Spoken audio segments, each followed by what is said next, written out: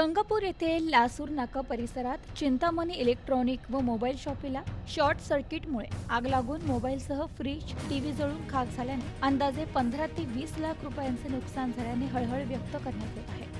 शहरातील महाराणा प्रताप चौक येथे संध्याकाळी प्रथमेश दुबिले यांच्या चिंतामणी इलेक्ट्रॉनिक मोबाईल दुकानाला शॉर्ट सर्किटमुळे आग लागली होती। या आगीमध्ये नामांकित कंपनीचे मोबाईल, टीव्ही, फ्रीज, कूलर आदी इलेक्ट्रॉनिक व फर्निचर आदी साहित्य जळून खाक झाल्याने यात अंदाजे 15 ते 20 लाख रुपयांचे नुकसान झाल्याचे सांगण्यात येत आहे। अचानक आग लागल्याची घटना घडली। पाहता आगीने रुद्ररूप धारण केले। आगीचे वृत्त समजताच मोंढ्या रुग्णवाहिका चालक सागर शेजवळ, सौरभ आमराव, भूषण हिवाळे, करण खोमणे, सुनील राजपूत, अमर राजपूत, अमीर शेख, केतन आरसुले, महेश पानकडे, कुणाल पानकडे, आकाश आमराव, अतिश टेमकर यांनी पाण्याचे टँकर बोलावून परिसरातील नागरिकांनी मिळेल त्या मार्गाने आगीवर नियंत्रण मिळवण्याचे प्रयत्न सुरू केले। 2 तासाच्या अथक परिश्रमानंतर आगीवर नियंत्रण मिळवण्यात यश आले। आजूबाजूच्या नागरिकांनी तत्परता दाखविल्याने परंतु तोपर्यंत संपूर्ण साहित्य जळून खाक झाले होते।